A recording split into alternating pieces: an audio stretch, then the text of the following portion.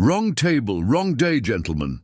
He stood up for a stranger, and his secret identity left her speechless. Hello, viewer. Thanks for joining us. Leave a like and share your thoughts in the comments, along with the city you're watching from. Now let's continue with the story.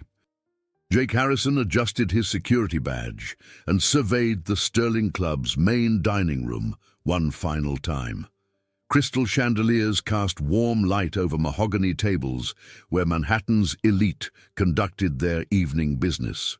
His trained eyes automatically catalogued exit routes, sight lines due, and potential trouble spots.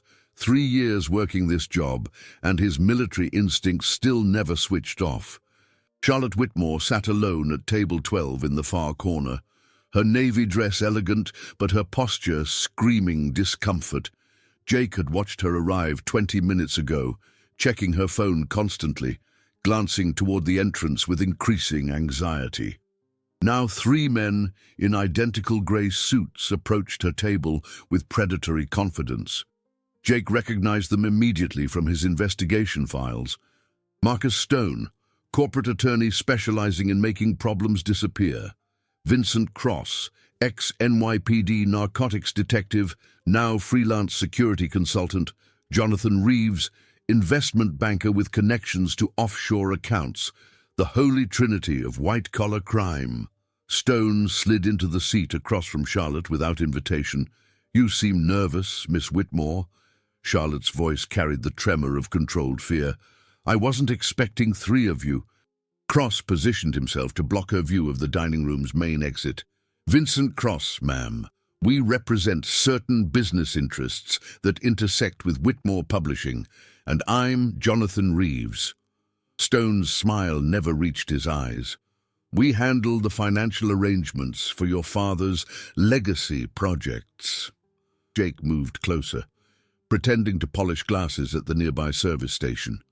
His sister Emma's face flashed in his memory. She'd looked just as trapped in that hospital bed, surrounded by men in expensive suits who claimed they were there to help. He'd promised her he'd find the people responsible. These 3 men had finally surfaced. Charlotte lifted her wine glass with shaking hands but didn't drink. Gentlemen, whatever my father was involved in died with him. Whitmore Publishing is under new management now. Stone leaned forward. That's exactly what we need to discuss. Your father made certain commitments before his unfortunate passing. Contracts that require fulfillment. What kind of contracts? Charlotte set down her glass carefully. The kind that don't simply disappear because someone dies, Cross said. The kind that get passed down to heirs. Reeves opened a leather portfolio. Your brother Thomas is doing well at Yale, isn't he? Sophomore year, economics major, plays lacrosse. Bright future ahead of him. Charlotte's face went pale. What does Thomas have to do with any of this? Everything, Stone replied. You see, Miss Whitmore, your father's business arrangements weren't entirely traditional. Whitmore Publishing has been providing certain services for our organization. Money laundering, if we're being direct. Jake's grip tightened on the polishing cloth, the confirmation he'd been seeking for 3 years, delivered with casual cruelty. That's impossible, Charlotte whispered. My father ran a legitimate publishing house, Cross chuckled. Your father was many things, sweetheart, but naive wasn't one of them. He knew exactly what those quarterly transfers were for. Drug money needs cleaning, and publishing houses generate lots of cash transactions that are hard to trace. The room seemed to close in around Charlotte. You're lying. Stone pulled out his phone and showed her photos. Thomas entering his dormitory. Thomas at lacrosse practice. Thomas walking alone across campus at night. We have people watching him, Miss Whitmore. Good people who ensure his continued health and academic success. Charlotte's breathing became shallow. What do you want from me? Simple compliance, Reeves said smoothly. Continue your father's arrangements. Sign the documents we provide. Ask no questions. Your brother continues his education safely. And if I refuse? Stone's voice dropped to a whisper. Well, college can be dangerous. Accidents happen. Drugs appear in dorm rooms. Young men sometimes make poor choices that ruin their futures. Jake checked the clock on the wall. 11:15. The dining room was nearly empty. Staff cleaning the far tables. He'd been waiting 3 years for this moment, gathering evidence through legitimate channels, building a case that would honor Emma's memory with justice rather than revenge. Time to make his move. Jake approached table 12 with his cleaning cart, positioning it strategically to block Cross's view of the security cameras. The three men were so focused on intimidating Charlotte that they barely noticed his presence. "Excuse me, gentlemen." He kept his voice polite but firm. "The club is preparing to close this section. I'll need to ask you to wrap up your meeting." Cross barely glanced at him. "Get lost, janitor. This is private business." "Actually, sir, I'm security for this floor after 11 p.m. Jake met Charlotte's eyes briefly. "Is everything all right here, miss?" Stone's voice carried practiced authority. "Do you know who we are? One phone call from us, and you'll be unemployed by morning." Jake continued arranging clean glasses on his cart, using the motion to position himself between the men and Charlotte. "I'm familiar with all three of you. Actually, Marcus Stone, Crenshaw, and Associates. Vincent Cross, formerly of the NYPD Narcotics Division until that corruption investigation. Jonathan Reeves, flagged twice by the SEC for suspicious trading patterns." The three men exchanged shocked glances. "How do you know all that?" Charlotte asked. "I make it my business to research people who threaten club members," Jake replied calmly, "especially when those people have connections to synthetic drug trafficking operations." Cross stood up abruptly. "Listen, security guard, you're way out of your depth here. Am I?" Jake's tone remained conversational, "because from where I'm standing, it looks like three men with extensive criminal backgrounds are pressuring a young woman using threats against her family member. That falls under my jurisdiction to report. Stone tried to regain control. You're making assumptions based on partial information." Jake reached into his cart and pulled out a manila folder. "Actually, Mr. Stone, my information is quite comprehensive. Public records show Crenshaw and Associates has represented 12 clients who were later convicted of money laundering. Mr. Cross, your personnel file from NYPD includes 3 separate internal affairs investigations. Mr. Reeves, your investment firm manages accounts for 7 companies that exist only as shell corporations. Where did you get all this?" Reeves demanded.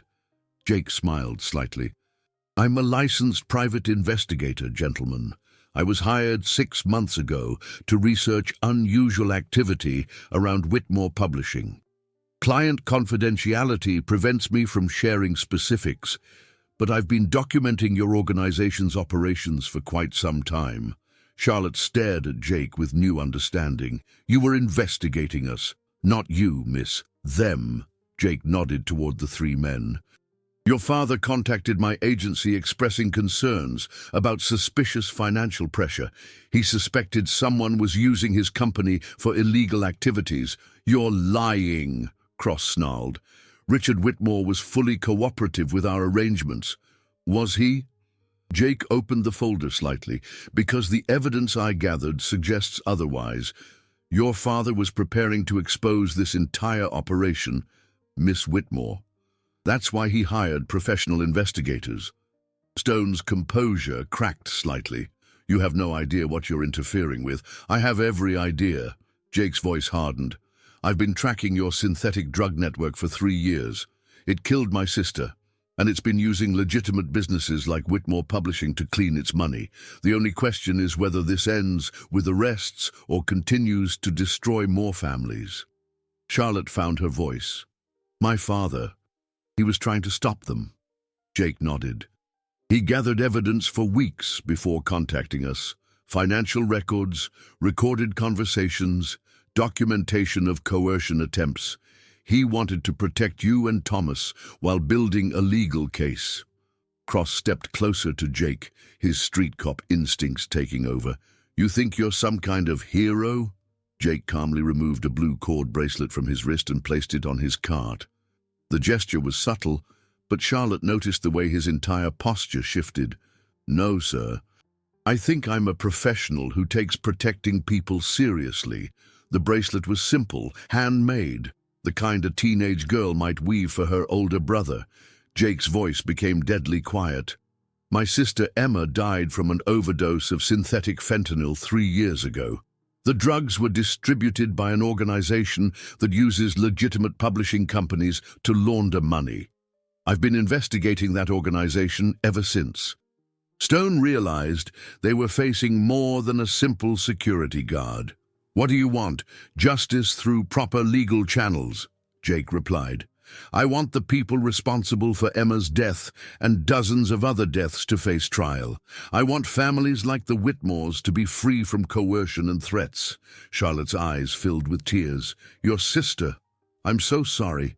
"Thank you," Jake said simply. "She would have liked you. She always stood up for people who couldn't protect themselves." Cross pulled out his phone. "This conversation is over. We have people who can handle problems like you." Jake smiled grimly. "Mr. Cross, I've been expecting this moment for 3 years. Every conversation you've had in this club has been recorded. Every financial transaction has been traced. Every threat against the Whitmore family has been documented. The only question now is whether you leave quietly or we involve Metro PD." The 3 men realized their evening of intimidation had become something far more dangerous. Vincent Cross reached for Charlotte's arm. "You're coming with us." Jake moved with precise military efficiency. His left hand caught Cross's wrist, applying pressure to a specific nerve point. Cross gasped and immediately released Charlotte. His right hand swept the silver tray from the table, holding it between himself and Stone. "I wouldn't recommend that course of action," Jake said calmly, maintaining his grip on Cross's wrist. "Club security cameras record everything, and assaulting a guest would be difficult to explain to law enforcement." Cross tried to pull away, but found his arm completely immobilized. "What are you?" "A professional who believes in de-escalation," Jake replied. "But also someone trained to protect people when necessary." Stone signaled to Reeves, who circled toward Charlotte from the other side. "Miss Whitmore, we need to discuss this privately." Jake released Cross and stepped smoothly between Reeves and Charlotte, still holding the silver tray. "The lady doesn't appear interested in private discussions. Gentlemen, perhaps it's time to respect her wishes." Cross flexed his hand, staring at Jake with new wariness. "Ex-military, ex-Navy SEAL, actually." Jake's voice remained conversational, "but I prefer to think of myself as currently employed security professional who believes in solving problems without violence whenever possible." Charlotte moved to stand beside Jake. "I want you all to leave. Now." Stone tried one final intimidation tactic. "Miss Whitmore, you're making a serious mistake. Our organization doesn't respond well to being crossed." Jake set down the silver tray carefully.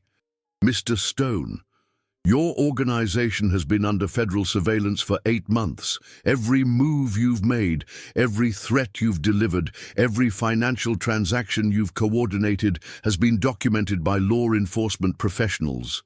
The only mistake being made tonight is continuing this conversation instead of consulting attorneys. Federal surveillance." Reeves looked suddenly pale. "Agent Sarah Rodriguez, FBI Financial Crimes Division." Jake pulled a business card from his pocket. "She's been coordinating with private investigators like myself to build comprehensive cases against money laundering operations. Your entire network was identified last spring." Cross backed away from the table. "This is impossible.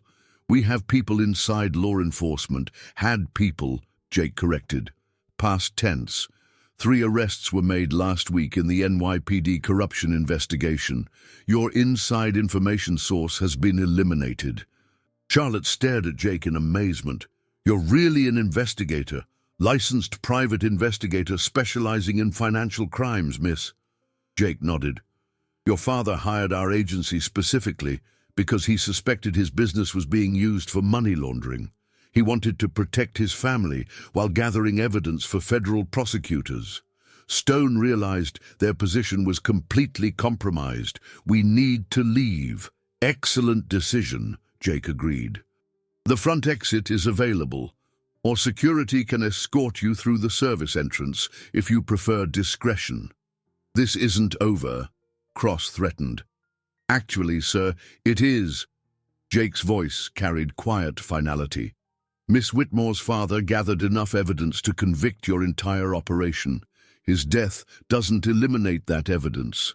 It just transfers the responsibility for delivering justice to people who won't be intimidated." The three men retreated toward the exit, their confident demeanor replaced by barely controlled panic. Charlotte watched them leave, then turned to Jake with wonder. "Who are you really?" "Jake Harrison, private investigator, former Navy SEAL, currently employed as security here to maintain cover for an ongoing investigation." He paused, his professional mask slipping slightly. "And someone who's been waiting 3 years to honor his sister's memory by bringing down the people who killed her." "Your sister?" Charlotte's voice was soft with sympathy. "Emma. She was 18, planning to study journalism, wanted to expose corruption and help people." Jake's voice caught slightly. "She tried synthetic drugs once at a college party.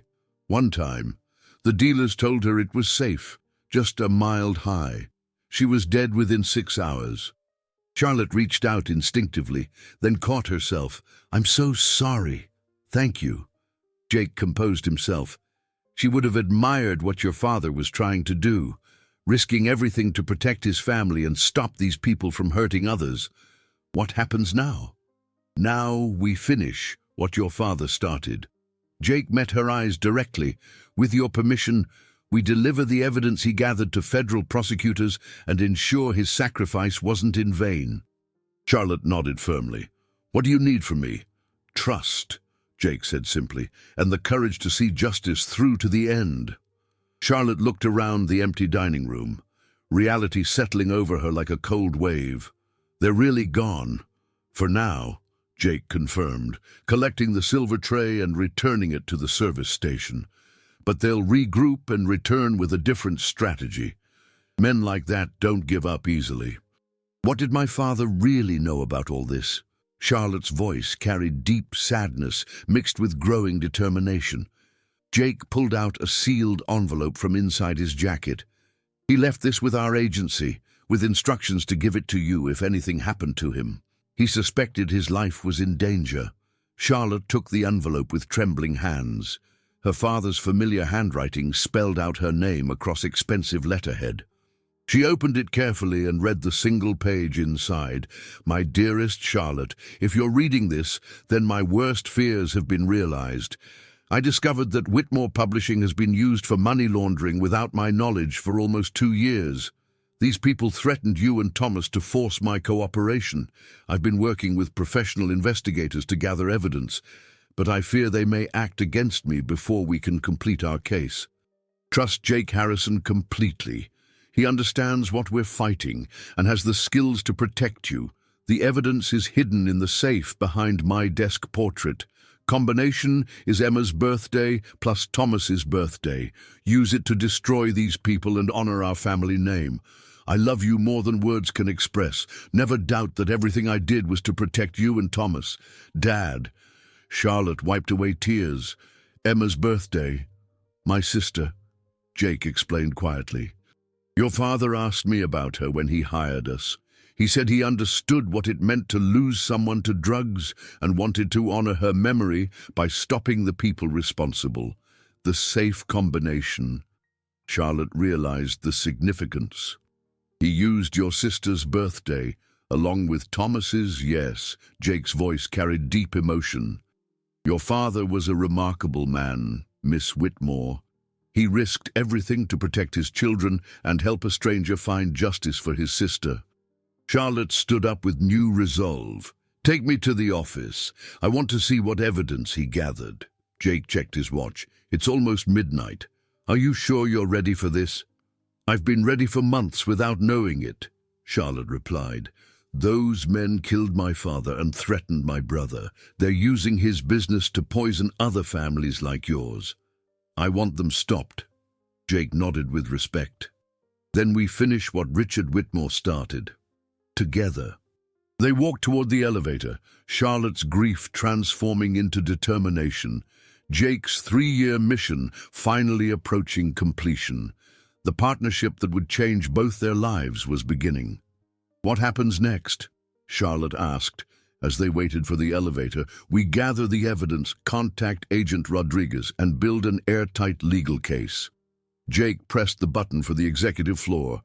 But I have to warn you, Miss Whitmore, once we start this process, there's no going back. These people will try everything to stop us. Charlotte thought of her father's letter, of Jake's sister Emma, of Thomas safely sleeping in his Yale dormitory while criminals planned his future. Good, she said firmly. I'm tired of being afraid. The elevator doors closed, carrying them toward the evidence that would expose a criminal conspiracy and forge an unbreakable bond between two people united by loss, driven by justice, and destined for something neither of them could yet imagine. The executive floor of the Sterling Club felt different at midnight. Emergency lighting cast long shadows down the hallway as Jake used his security access to unlock the administrative offices. Charlotte followed closely, her father's letter clutched in her hand like a lifeline. This feels surreal, she whispered as they approached the mahogany door marked Richard Whitmore, Publisher Emeritus. Jake checked the hallway one final time before opening the door. Your father was a brave man, Miss Whitmore. What we're about to find will prove that. Charlotte stepped into her father's office for the first time since his funeral. The leather-bound books, the antique desk, the faint scent of his cologne still lingering in the air. Behind the desk hung his favorite portrait of the family from Thomas's high school graduation. She approached it with reverence. Emma's birthday was March 15th, Jake said quietly. She would have turned 22 this year. Charlotte's fingers found the hidden mechanism behind the portrait. The painting swung aside to reveal a wall safe with an electronic lock. March 15th, she murmured, entering the numbers, plus Thomas's birthday, October 3rd. The safe opened with a soft click. Inside were dozens of manila folders, USB drives, and a leather journal filled with her father's handwriting. Charlotte pulled out the journal first, recognizing his careful script. Jake examined the USB drives, financial records, email backups, recorded phone conversations. Your father was thorough. Charlotte opened the journal and read aloud from the first entry. January 15th. Vincent Cross approached me today after the board meeting. Suggested Whitmore Publishing could benefit from some new investment opportunities. His smile reminded me of sharks I've seen in nature documentaries. She flipped through pages of meticulous documentation. February 3rd. Jonathan Reeves presented detailed financial projections showing how publishing house cash flow could accommodate additional revenue streams. When I asked about the source of funds, he said some questions are better left unasked. Jake found a folder marked Evidence Copy, Harrison Investigation. Your father was protecting both of us by keeping duplicate records. February 20th. Charlotte continued reading. Discovered unusual transactions in company accounts.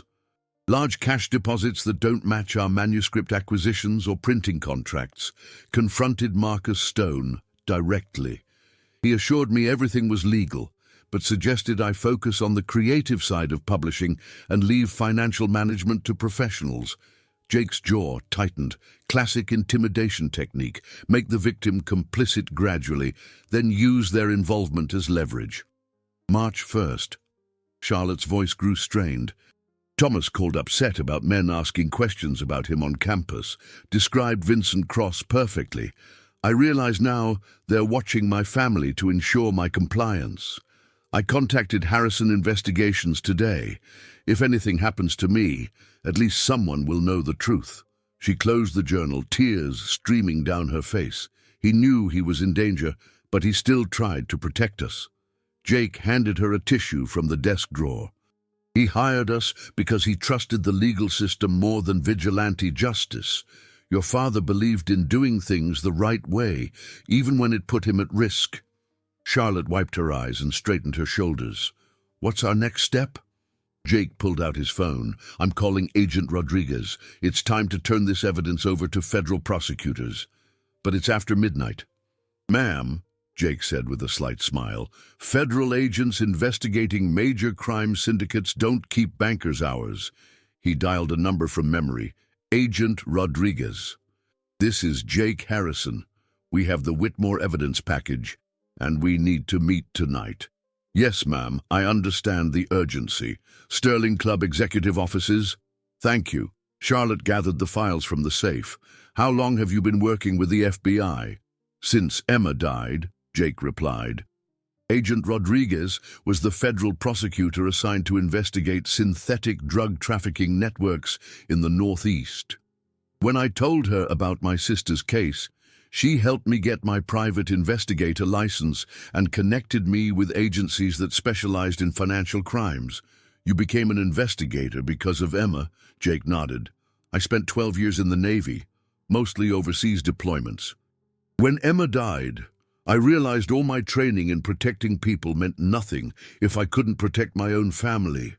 I wanted to find a way to honor her memory and prevent other families from going through what we experienced. Charlotte studied his face in the soft light. That's why you took this security job. Your father's case intersected with my investigation, Jake explained. Same money laundering network, same synthetic drug sources, same pattern of threats against families. When he contacted Harrison Investigations, my agency assigned me to work with him directly. So you've been protecting me for months without me knowing it. Jake's expression grew serious. Your father was convinced these people would target you after his death. He wanted someone watching over you and Thomas until federal prosecutors could build their case. Charlotte felt a mix of gratitude and frustration. Why didn't anyone tell me what was happening? Because your father believed the best protection was keeping you genuinely unaware until we had enough evidence to guarantee convictions, Jake replied. If you'd known about the investigation, you might have acted differently, alerting them that something was wrong. A soft knock interrupted their conversation. Agent Rodriguez's voice came through the door. Mr. Harrison, it's Sarah. Jake opened the door to admit a woman in her early 40s, wearing a FBI windbreaker over jeans and a Georgetown University t-shirt. Agent Sarah Rodriguez looked like someone who'd been pulled from bed for an emergency, but was completely alert and professional. Miss Whitmore, Agent Rodriguez said, shaking Charlotte's hand, I'm very sorry for your loss. Your father was helping us build one of the most important cases against organized financial crime we've seen in years. Thank you, Charlotte replied. Jake showed me my father's letter. I want to help finish what he started. Agent Rodriguez examined the contents of the safe. This is exactly what we needed. Financial records, correspondence, documented threats. Combined with Mr. Harrison's surveillance work, we have grounds for immediate arrests. Tonight? Charlotte asked. Within 48 hours, Agent Rodriguez confirmed. But first, we need to ensure your safety and your brother's safety. These people don't respond well to being exposed. Jake stepped forward. What kind of protection are we talking about? Agent Rodriguez looked between them. Mr. Harrison, you've been working this case for 3 years. Miss Whitmore, you've just inherited a company that's been used for major money laundering. Both of you are now primary witnesses in a federal prosecution. We need to discuss witness protection protocols. Charlotte felt the weight of the situation settling over her. What about Thomas? Already handled, Agent Rodriguez said. Campus police at Yale have been briefed, and we have agents monitoring his dormitory. He's safe, but he doesn't know why yet. When do we tell him? Charlotte asked. After the arrests, Jake replied. The fewer people who know about the operation beforehand, the safer everyone stays. Agent Rodriguez packed the evidence into FBI evidence bags. Miss Whitmore, I need to ask you some difficult questions about your father's business operations. Are you prepared for that? Charlotte glanced at Jake, who nodded encouragingly. "I want the people who killed my father to face justice, whatever you need from me." Jake's voice was quiet but firm. "Agent Rodriguez, Miss Whitmore has shown tremendous courage tonight. She deserves to know exactly what we're asking her to risk." Agent Rodriguez appreciated his directness. These are dangerous people with connections inside law enforcement and legitimate businesses. Exposing them will require Miss Whitmore to testify publicly about her father's activities and her company's involvement in money laundering. Her safety, her brother's safety, and her company's reputation will all be at risk. Charlotte straightened her shoulders. "My father already paid the ultimate price for trying to do the right thing. I won't let his death be meaningless." Jake felt a surge of admiration for her strength. "Miss Whitmore, you don't have to decide anything tonight. This is a major commitment that will change your entire life." "No," she said firmly. "I've already decided. These people threatened Thomas. They killed my father. They destroyed your family. Someone has to stop them, and we have the evidence to do it." Agent Rodriguez smiled with respect. "Then let's discuss how we're going to take down one of the largest money laundering operations on the East Coast." The three of them spent the next hour planning a strategy that would honor Richard Whitmore's sacrifice, deliver justice for Emma Harrison, and protect the innocent people still at risk from a criminal conspiracy that had operated in shadows for too long. Jake's apartment in Queens looked exactly like what Charlotte expected from a former Navy SEAL turned private investigator: sparse, clean, functional. A small kitchen, a living room with a desk covered in case files, and walls decorated only with framed photos of a young woman with Jake's eyes and a mischievous smile. "That's Emma," Jake said, noticing Charlotte's attention. "Those were taken the Christmas before she died. She was home from community college, talking about transferring to journalism school, planning to change the world." Charlotte studied the photos. "She was beautiful. She looks like someone who laughed a lot." "She did." Jake's voice carried deep affection. "Emma found joy in everything. Bad movies, terrible cooking experiments, stray cats she'd bring home and convince Mom to let her keep. She believed people were basically good and just needed someone to tell their stories honestly. Agent Rodriguez had asked them to stay together until morning for security reasons." Charlotte sat on Jake's simple couch while he made coffee in the kitchen. The apartment felt honest in a way that the Sterling Club's luxury never could. "Jake, can I ask you something personal?" He looked up from the coffee maker. "Sure. Why did you really leave the Navy?" Jake was quiet for a long moment. "After Emma died, I couldn't focus on missions overseas when the real fight was happening here. My sister died from drugs that came through ports I was supposed to be protecting, distributed by networks I was trained to identify. I felt like I was fighting the wrong war in the wrong place." Charlotte understood. "So you came home to fight the war that mattered to you. Emma used to say the most important battles happen in courtrooms and newsrooms, not battlefields." Jake brought 2 mugs of coffee to the living room. She was right. Taking down these drug networks requires investigation, evidence, and legal prosecution. Military action just treats symptoms, not causes. Charlotte accepted the coffee gratefully. "How long have you been working this case?" 3 years, 4 months, and 16 days, Jake replied immediately. "I started the day after Emma's funeral." "That's incredibly dedicated." Jake sat across from her in the apartment's only armchair. "It's not dedication, Miss Whitmore. It's obligation. Emma died believing justice existed. I can't let her be wrong about that. Please call me Charlotte. After everything that's happened tonight, I think we're past formalities." Jake nodded. "Charlotte, then, can I ask you something?" "Of course. Why did you decide to trust me tonight? You could have called security, demanded to see my credentials, refused to cooperate with the investigation. Instead, you immediately chose to help. Why?" Charlotte considered the question carefully. "Because you knew about Emma's birthday. My father wouldn't have shared that information casually. He only did meaningful things, especially in his final weeks. If he trusted you with personal details about your family, it meant he respected you as more than just a hired investigator. Jake was moved by her insight. Your father talked about you and Thomas constantly. He was incredibly proud of your journalism degree, your work at the Literacy Foundation, the way you handled yourself in business meetings. He said you had his integrity and your mother's compassion. Charlotte's eyes filled with tears. I miss him so much. I keep expecting him to call with advice or show up at my apartment with Chinese takeout and terrible dad jokes. Jake understood grief's persistent presence. Emma used to text me random thoughts at weird hours, song lyrics she liked, complaints about professors, pictures of cats she wanted me to see. I still check my phone expecting messages from her. Do you think it gets easier, different? Jake said thoughtfully.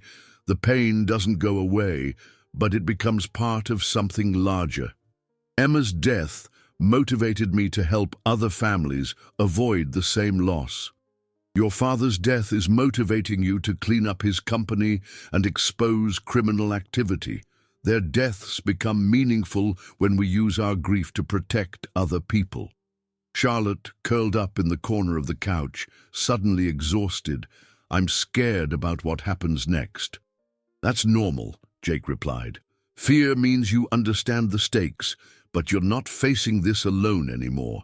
What happens to Whitmore Publishing if I testify against people who've been using it for money laundering? Jake leaned forward. Charlotte, your father's evidence shows the money laundering happened without his initial knowledge. You inherited a company that was victimized by criminals, not one that was willingly participating in crime. Federal prosecutors understand the difference, but the public might not. Maybe Jake's honesty was refreshing, but would you rather preserve the company's reputation or honor your father's final mission to expose these people? Charlotte didn't hesitate. Honor my father. Then we focus on building the strongest possible case and let the reputation follow the truth. Jake's apartment felt safe in ways Charlotte hadn't experienced in months. No luxury, no pretension, just honest protection from someone who understood loss and chose justice over revenge. Jake, can I tell you something I haven't said out loud yet? He waited patiently. I'm glad my father hired you. Not just for the investigation, but because... Charlotte searched for the right words. Because he knew I'd need someone like you after he was gone. Someone who understands what it means to lose family to criminals and choose the hard way to fight back. Jake felt the deep connection growing between them. Your father was a wise man. Are you going to stay involved after the arrests?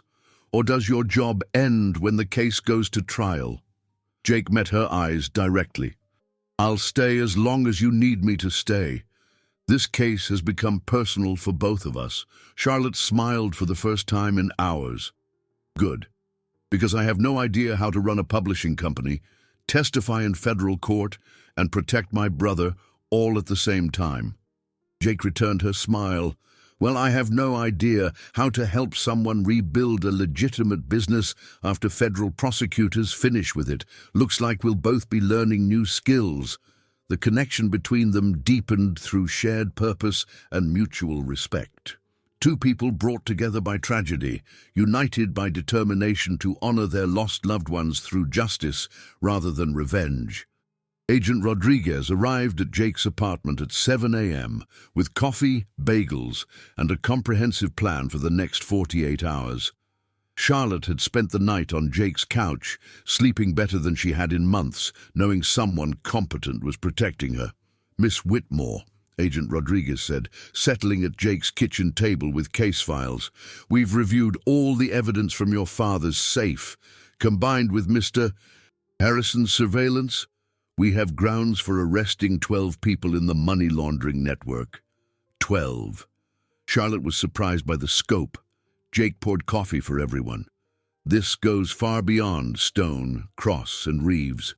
Your father documented connections to legitimate businesses across 3 states. Agent Rodriguez opened an organizational chart.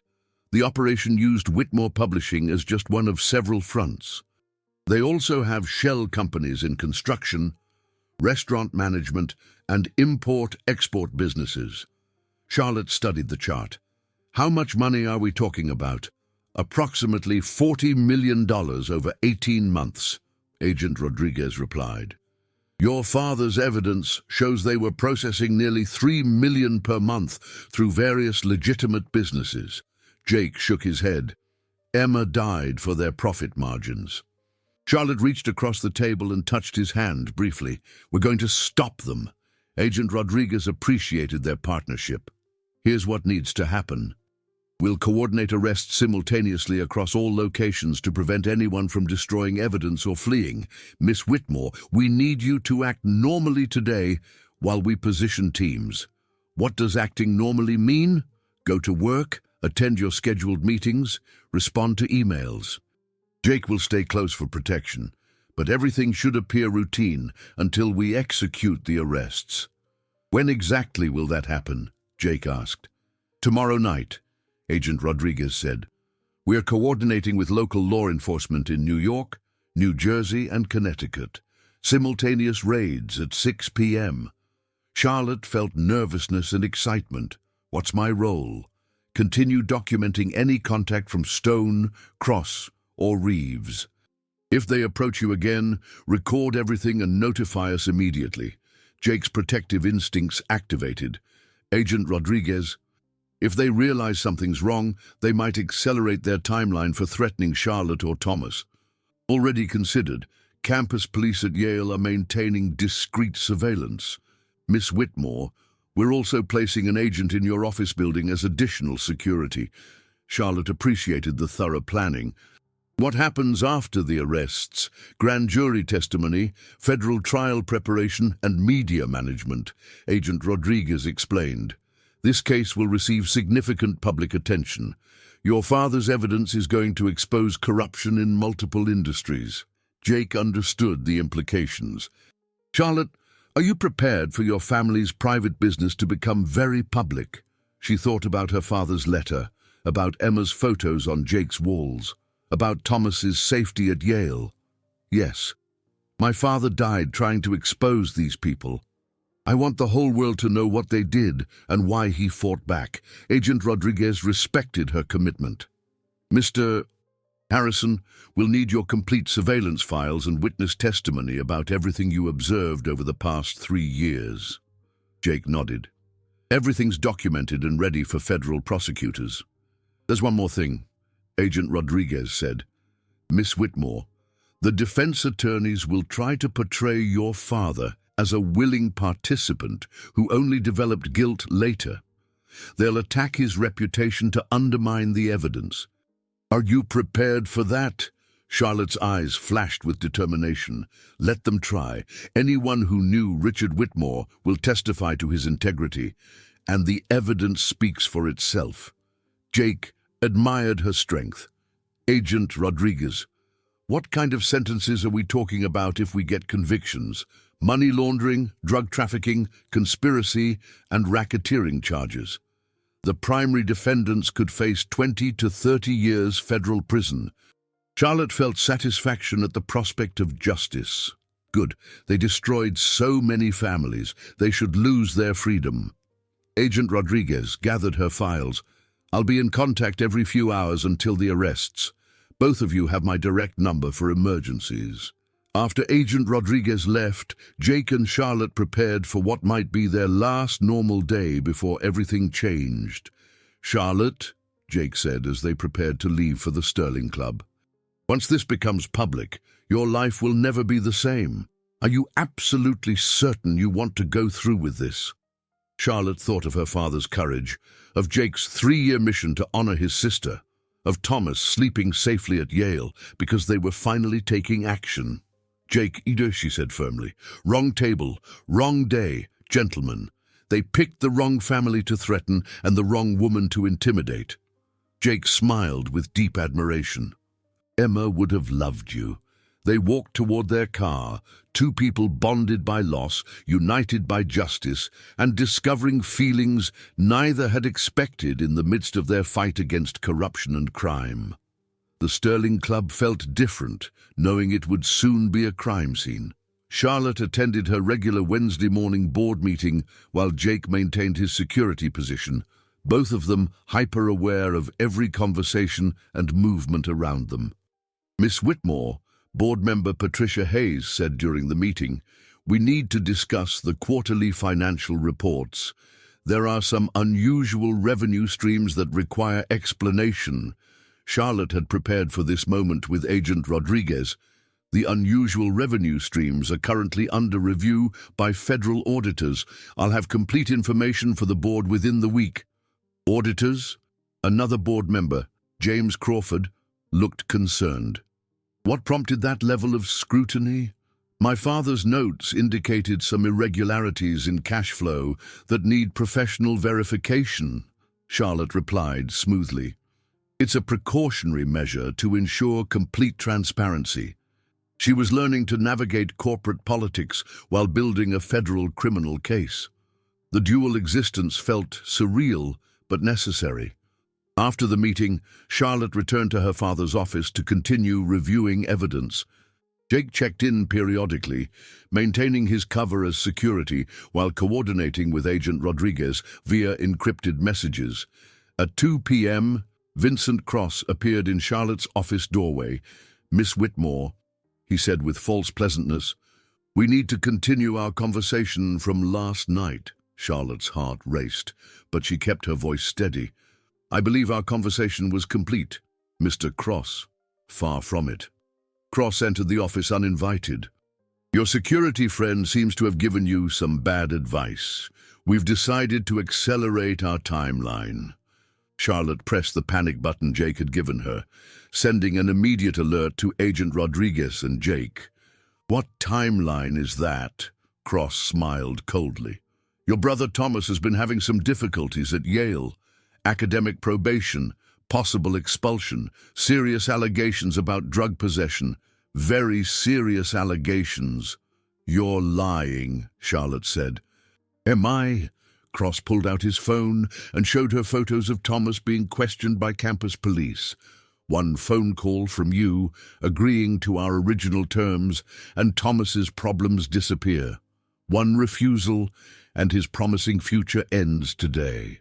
Charlotte stared at the photos, knowing they could be fabricated but unable to take the risk. "What do you want?" "Sign the document Stone provided last night.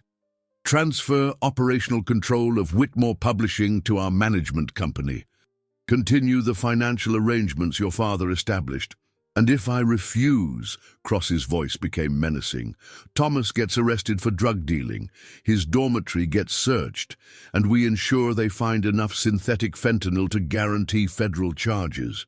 Your brother spends the next 20 years in prison for crimes he didn't commit." Charlotte realized they were forcing her to choose between saving Thomas and completing the investigation that would honor her father and Jake's sister. "I need to call Thomas directly," she said. Cross shook his head. "No contact with your brother until you sign. Those are our terms." Jake appeared in the office doorway, his presence immediately changing the room's dynamic. "Mr. Cross, I believe you were asked to leave club property last evening." Cross turned with false confidence. "The security guard, still playing hero, still doing my job," Jake replied calmly, "which includes ensuring club members aren't subjected to harassment." "This is a private business discussion," Cross said. Jake stepped into the office. "Miss Whitmore, are you comfortable with this gentleman's presence?"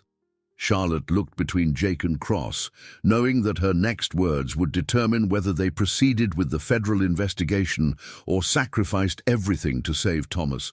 "Actually," she said, standing up behind her father's desk, "Mr. Cross, I think there's something you should know about your private business discussion."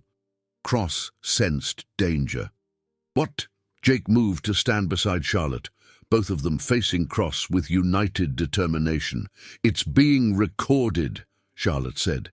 Every threat you've made, every illegal offer you've presented, every admission about framing my brother, all of it documented for federal prosecutors. Cross's confidence evaporated. That's impossible. Jake smiled. Mr. Cross, you've been under FBI surveillance for 8 months. Every move you've made, every crime you've committed, every threat you've delivered has been documented by federal agents. Your operation ends tomorrow night. Cross reached for his phone, but Jake was faster, interposing himself between Cross and the exit. I don't think so, Jake said.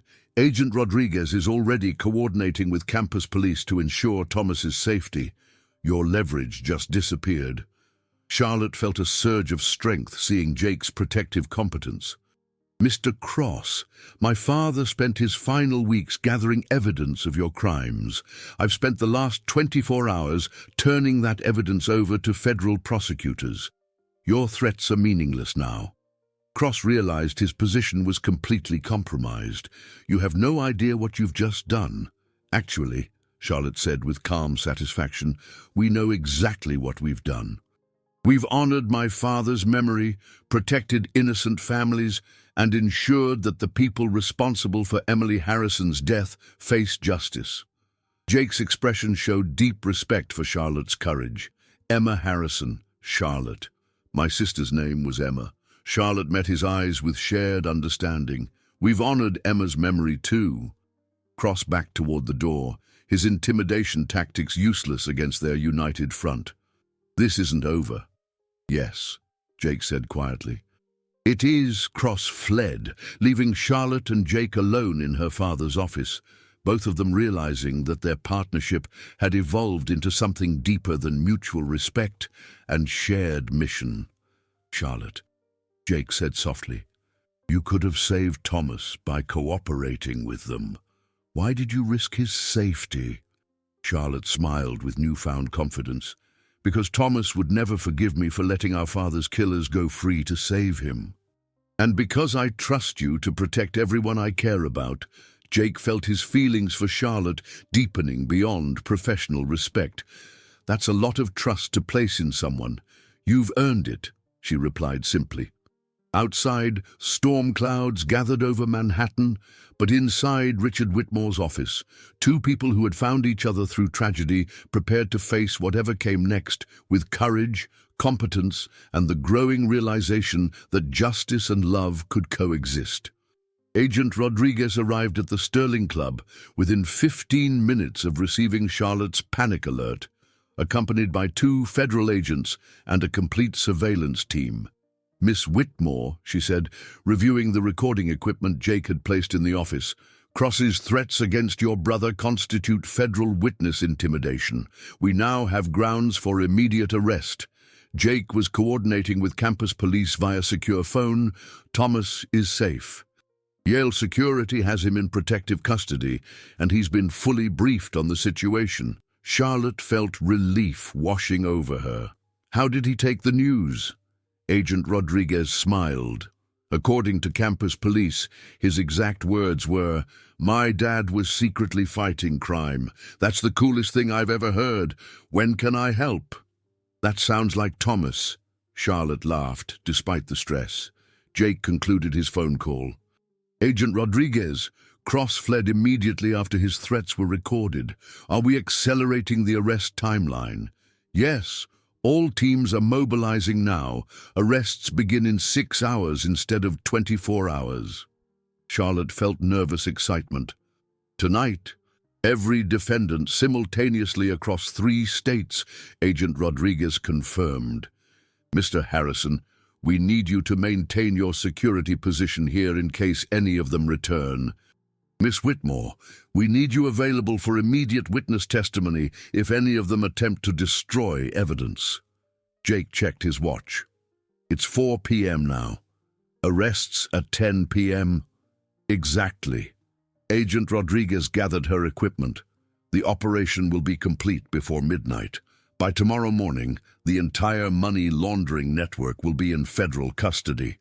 Charlotte thought about her father's courage, about Jake's 3-year investigation, about Emma's memory driving their quest for justice.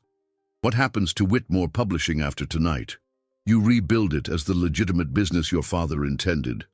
Agent Rodriguez replied, Federal prosecutors will help you identify which employees were involved and which were simply unknowing participants.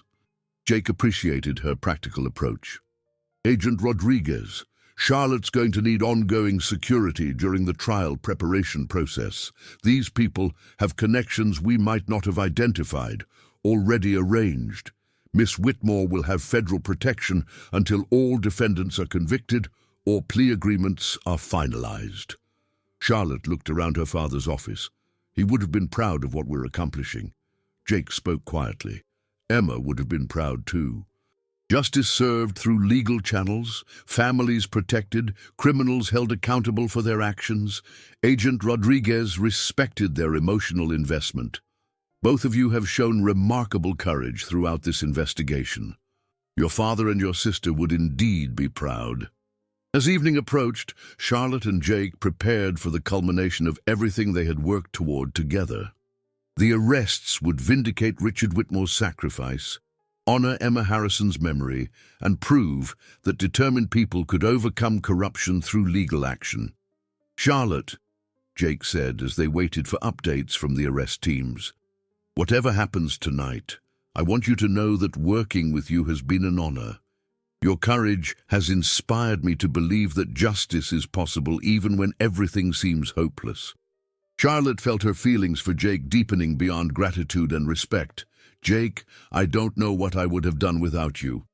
You've given me strength I didn't know I had and hope for a future I couldn't imagine. They stood together in her father's office, watching the sun set over Manhattan, knowing that by midnight their mission would be complete and their lives forever changed by the bond forged through shared purpose and mutual courage.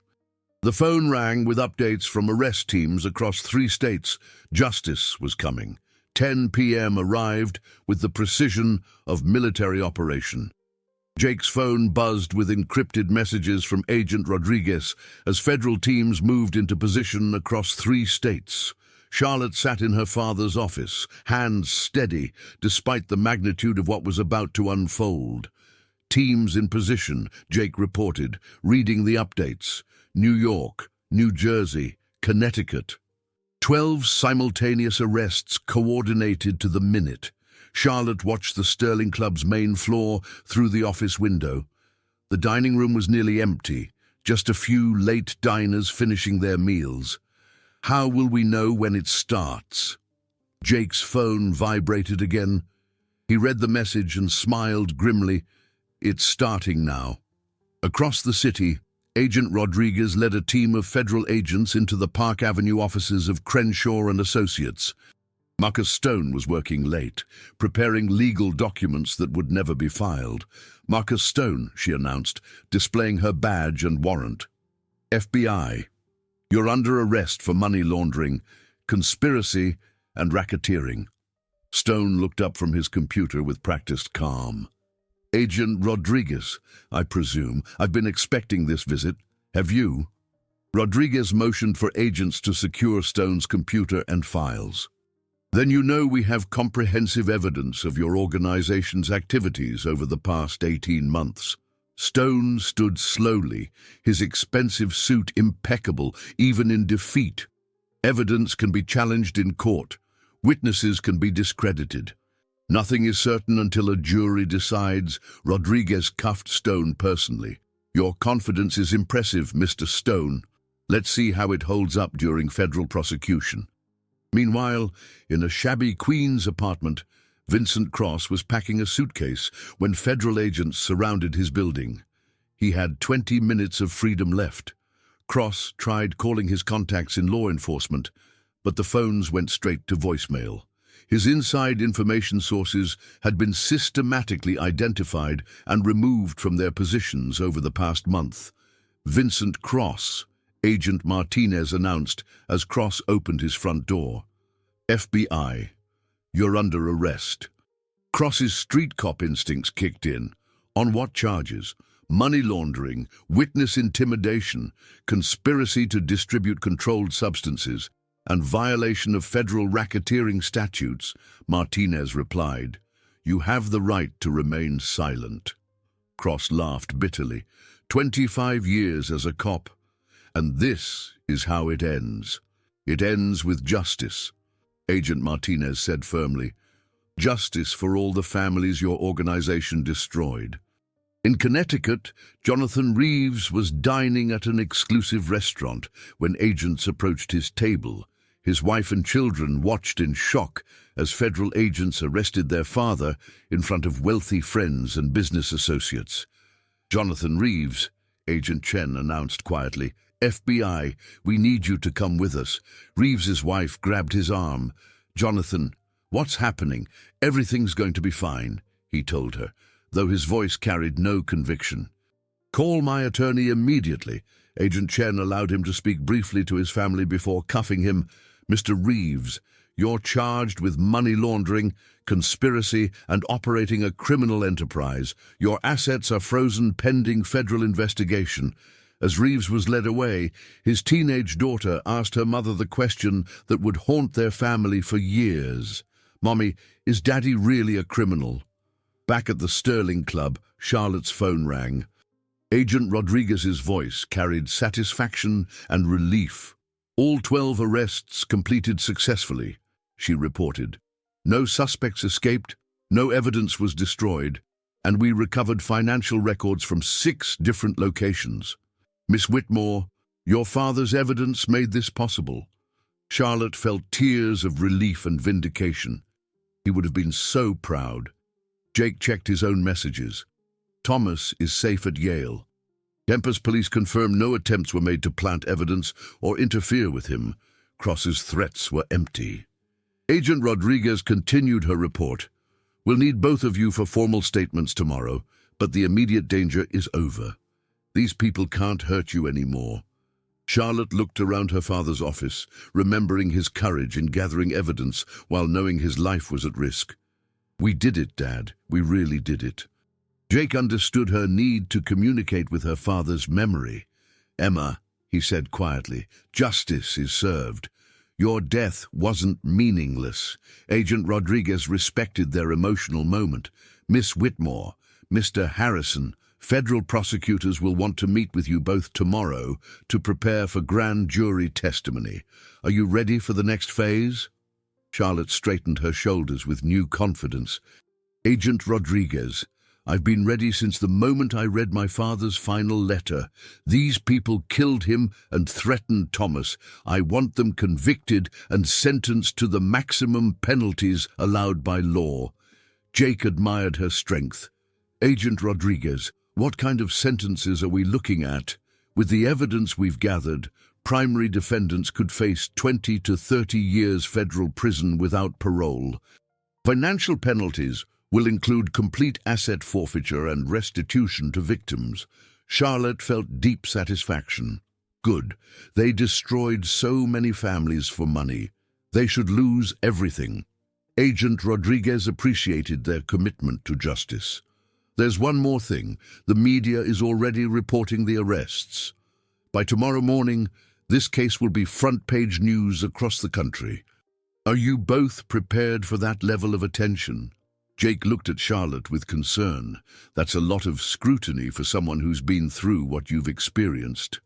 Charlotte thought about her father's courage, about Jake's 3-year mission, about Emma's memory driving their quest for justice. "Agent Rodriguez, I want people to know what my father did. I want them to understand that ordinary people can stand up to criminals and win through legal channels." Jake felt his respect for Charlotte deepening into something stronger. "You're remarkable. Your father would be incredibly proud of the woman you've become." Charlotte met his eyes with growing awareness of their connection. "I couldn't have done this without you, Jake. Your strength gave me courage I didn't know I had." Agent Rodriguez observed their partnership with professional appreciation. "You two make an effective team. The federal prosecution will need that teamwork for the next several months."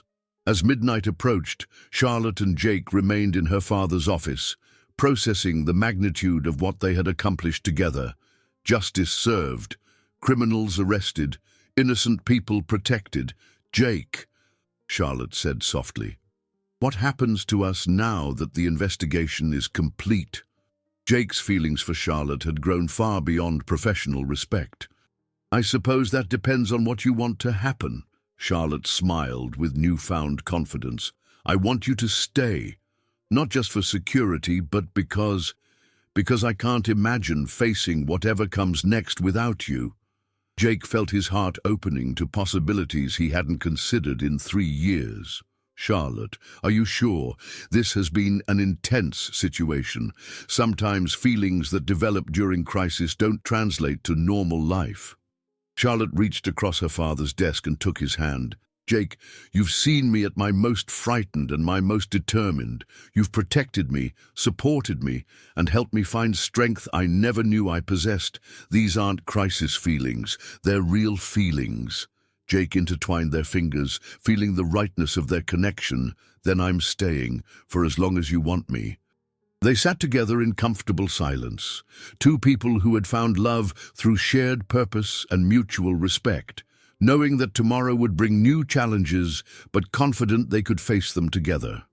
Outside, Manhattan sparkled with lights, and somewhere in federal holding cells, 12 criminals began to understand that justice had finally caught up with them.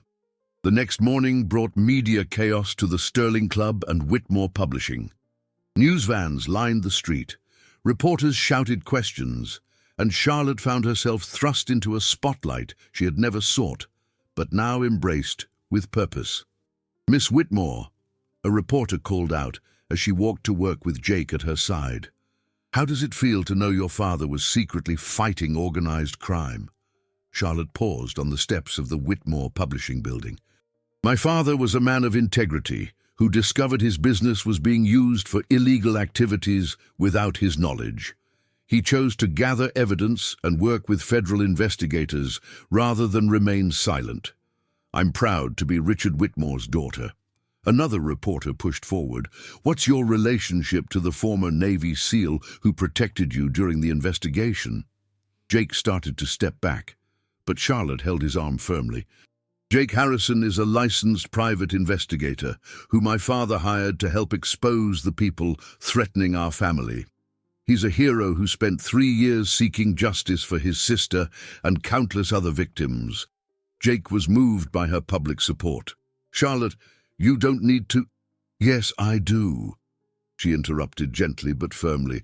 "People should know that good people like you exist. People who choose justice over revenge, protection over violence, legal action over vigilante response." The reporters sensed a compelling human story. "Mr. Harrison, what's next for you now that the case is solved?" Jake looked at Charlotte with deep affection. "I'm helping Miss Whitmore rebuild Whitmore Publishing as the legitimate business her father intended it to be. My sister Emma believed that journalism could change the world by exposing truth and protecting innocent people. Continuing that mission honors her memory." Charlotte smiled with growing confidence. "We're transforming Whitmore Publishing into a company focused on investigative journalism and social justice reporting. We want to help other families who are facing what we faced." The reporters appreciated their positive message. "Will you be working together permanently?" Charlotte looked at Jake with love. She no longer needed to hide. "That's the plan. We make a good team." Inside the building, they found Agent Rodriguez waiting in Charlotte's office with final paperwork and updates from the overnight interrogations. "All 12 defendants are in federal custody," she reported. 3 have already requested plea agreements in exchange for testimony against the others. "Which 3? Jake asked. "Lower-level operatives who were following orders rather than giving them." Rodriguez replied, "Stone, Cross, and Reeves are the primary targets. They're not negotiating." Charlotte felt satisfaction at their refusal to cooperate. Good. They should face full consequences for their choices. Agent Rodriguez handed Charlotte a folder. "Miss Whitmore, federal auditors completed their review of Whitmore Publishing's finances. Your father's company was used to launder approximately $12 million over 18 months. but the evidence clearly shows this happened without his knowledge or consent. What does that mean for the business? Charlotte asked. You're free to operate normally. The laundered money has been traced and recovered. Your company was a victim, not a participant. Jake understood the implications. Charlotte, you can rebuild exactly as you envision. Agent Rodriguez appreciated their partnership. The federal prosecutors are impressed with both of your cooperation and professionalism throughout this investigation. Your testimony will be crucial for obtaining convictions. When do we testify? Charlotte asked. Grand jury next week, trial preparation over the next 2 months, actual trial beginning in the fall. Jake had practical concerns. Agent Rodriguez, what kind of security does Charlotte need during this process? Standard witness protection protocols until all defendants are sentenced, Rodriguez replied. Given the scope of this case, that could be 6 to 12 months. Charlotte made a decision that surprised everyone. Agent Rodriguez, I don't want to hide during the trial process. I want to be visible, available to media, speaking publicly about what happened. My father died trying to expose these people. His story should be told. Rodriguez looked concerned. Miss Whitmore, public visibility increases security risks significantly. Charlotte looked at Jake with trust and determination. That's why I have the best protection available. Jake understood her reasoning and respected her courage. Agent Rodriguez, I can coordinate private security with federal protection to ensure Charlotte's safety while maintaining her public presence. Rodriguez nodded with professional approval. That's workable. The public attention might actually help ensure fair trials by maintaining pressure on the justice system. Charlotte felt energized by the possibilities ahead. Agent Rodriguez, I want to establish a foundation in my father's memory to help other families facing similar situations. Can federal prosecutors help identify people who need assistance? Rodriguez smiled with genuine respect. Miss Whitmore, that's exactly the kind of positive outcome that makes this job meaningful. Yes, we can certainly coordinate with victim services. Jake admired Charlotte's vision for transforming their painful experience into help for others. Emma would have loved that idea. She always said the best revenge against people who cause pain is helping others heal. Charlotte reached for Jake's hand naturally, their partnership now including personal affection alongside professional respect. We'll call it the Emma and Richard Foundation, supporting families who choose legal justice over revenge. Agent Rodriguez gathered her files with satisfaction. 6 months ago, this investigation was focused on arresting criminals. Now it's becoming a model for how communities can fight back against organized crime through proper channels. Charlotte looked around her father's office with new purpose. This is just the beginning.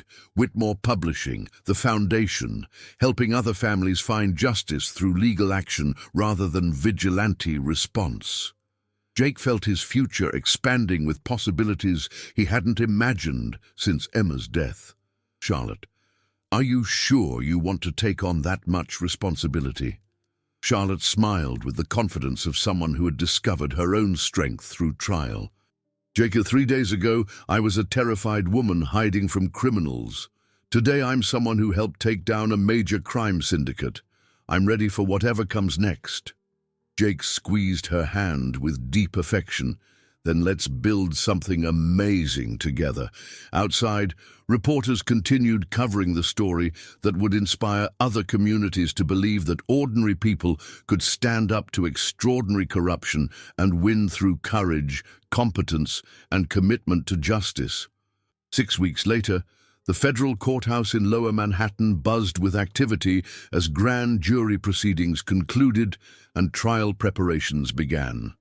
Charlotte and Jake had spent every day working together, transforming Whitmore Publishing and planning the foundation that would honor their lost loved ones. Jake entered Charlotte's office carrying coffee and newspapers. The Times did a feature story on the foundation, he reported. 3 families have already contacted us, asking for help with their own cases. Charlotte looked up from grant applications with excitement. Really? What kinds of situations? Small businesses being pressured by organized crime, families whose members died from synthetic drugs, people afraid to testify against criminals because of threats. Jake sat across from her desk, exactly the kind of cases Emma would have wanted to investigate as a journalist. Charlotte felt deep satisfaction. My father would have loved knowing his sacrifice helped other families find courage. Jake's phone rang with a call from Agent Rodriguez. He answered immediately. Agent Rodriguez, what's the update? Excellent news. Yes, we'll be there. Thank you. Charlotte waited expectantly. 3 more defendants accepted plea agreements, Jake reported. Stone, Cross, and Reeves are now completely isolated. Their trial begins in 6 weeks. How strong is the case against them? Agent Rodriguez says it's the most comprehensive money laundering prosecution in federal history. Your father's evidence combined with my surveillance created an airtight case. Charlotte stood and walked to the window overlooking Manhattan. Sometimes I can't believe we actually did it. Jake joined her at the window. Sometimes I can't believe Emma's death led to something this positive. Justice served, other families protected, a foundation that will help people for years to come. Charlotte leaned against Jake's shoulder naturally. Do you think they would be proud of us? Jake wrapped his arm around her protectively. I think they'd be amazed by what their deaths motivated us to accomplish together. Charlotte turned to face Jake directly. Jake, can I tell you something I've been thinking about? Always. I love you, she said simply. Not because you protected me, not because we went through crisis together, but because you're the kind of man who spent 3 years seeking justice for his sister through legal channels rather than revenge. Because you believe in doing things the right way even when it's harder, because you make me want to be the best version of myself. Jake felt his heart expanding with joy and love.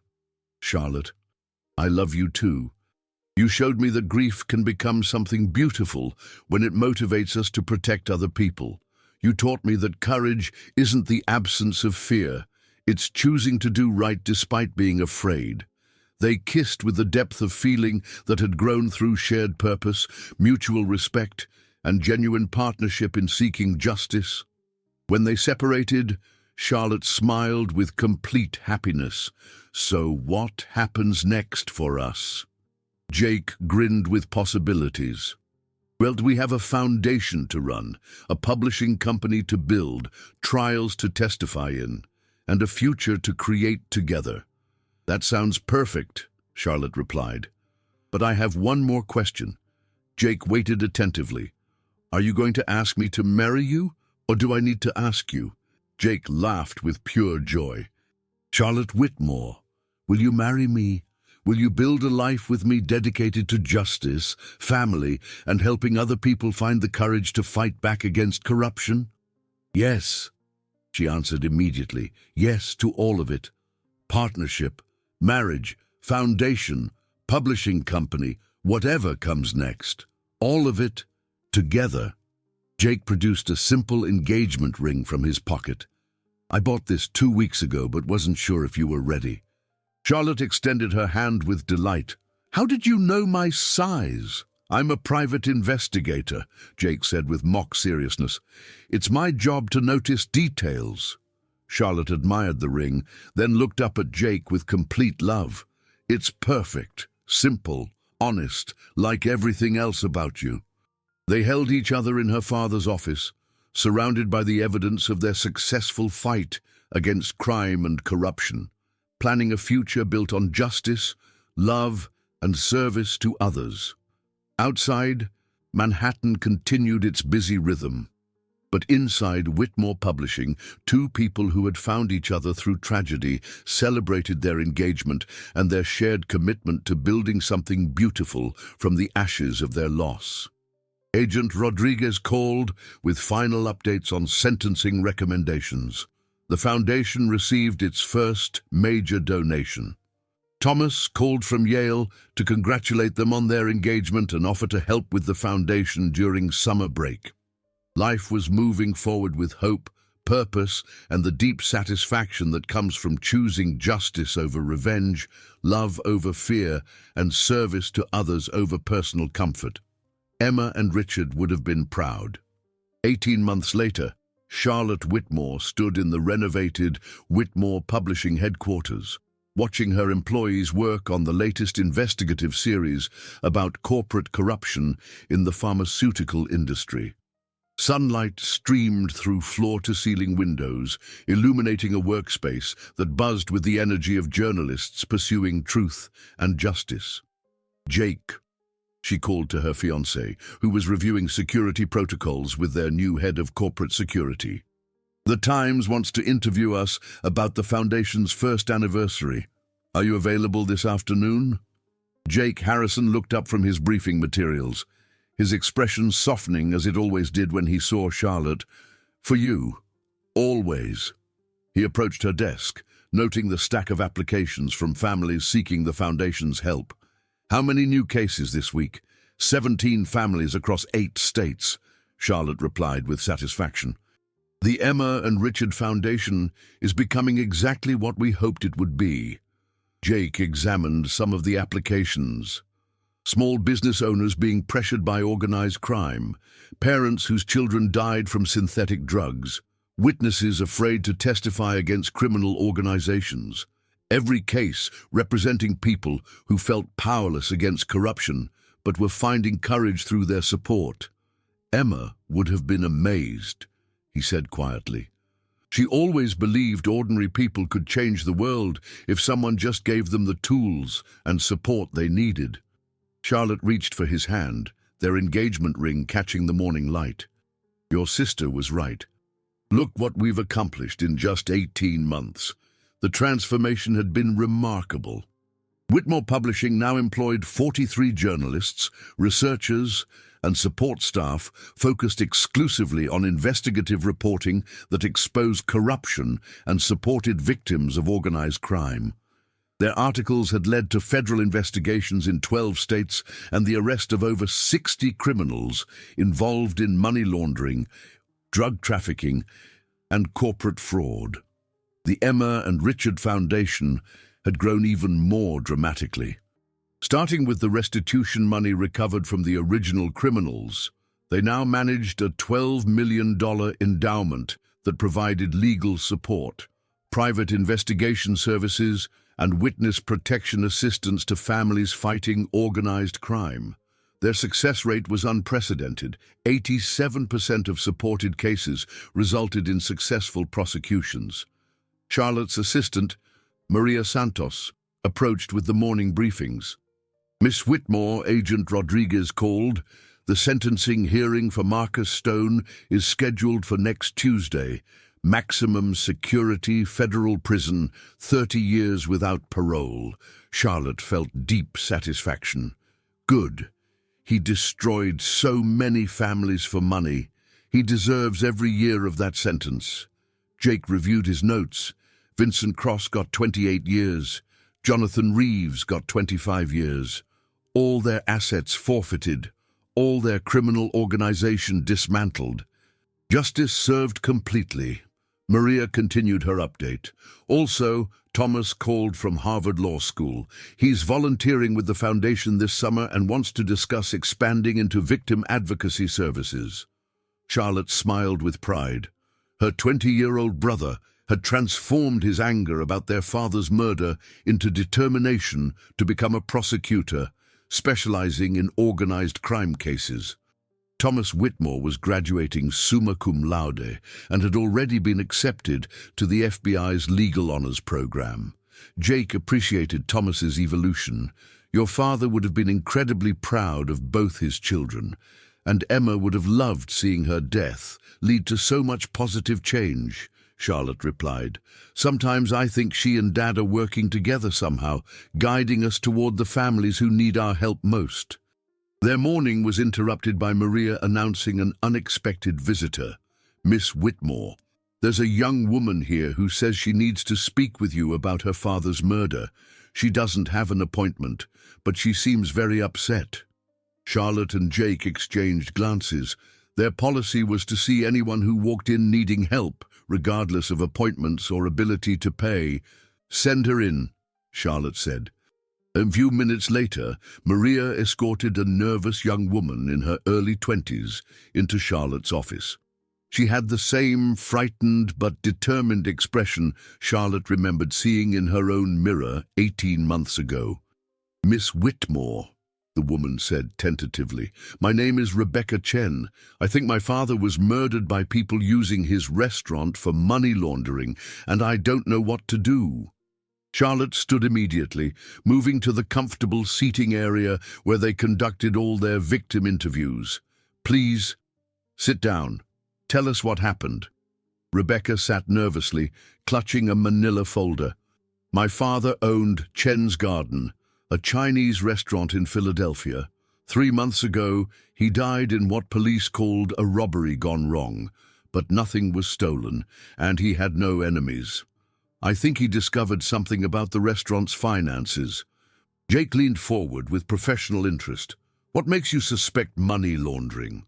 Rebecca opened her folder, revealing financial documents and bank statements. "After Dad died, I took over the restaurant's bookkeeping. There are cash deposits that don't match our daily receipts, large amounts every week that I can't account for." Charlotte recognized the pattern immediately. "Rebecca, did your father mention any pressure from people wanting to invest in the restaurant or help with financial management?" Rebecca nodded eagerly. "Yes. About 6 months before he died, these well-dressed men started coming in regularly. They said they represented investors who wanted to help expand the business. Dad seemed nervous about them, but he never told me details." Jake was already taking notes. "Do you remember their names, or have any documentation about their visits?" Rebecca produced photos from her phone. "I have pictures of them at the restaurant. Dad thought they were legitimate businessmen, so he didn't mind me photographing them with him for social media." Charlotte and Jake examined the photos, professional-looking men in expensive suits, clearly comfortable with being photographed. The kind of criminals who hid behind legitimate business facades.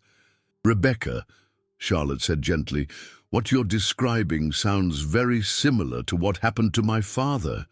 He was murdered after he discovered his publishing company was being used for money laundering without his knowledge."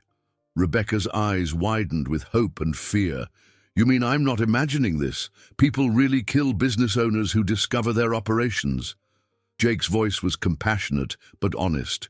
"Rebecca, if your suspicions are correct, you could be in danger. But you're also in the right place to get help.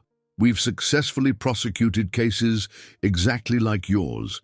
Charlotte explained their approach. "The Emma and Richard Foundation provides comprehensive support. We'll hire licensed private investigators to research these men, coordinate with FBI financial crimes divisions, and ensure your safety throughout the investigation and prosecution process." Rebecca looked overwhelmed. "You would do all that for someone you just met?" Charlotte smiled with warmth. "Rebecca, 18 months ago I was sitting exactly where you are now, terrified and not knowing who to trust. Someone helped me find justice for my father and stop the people who killed him.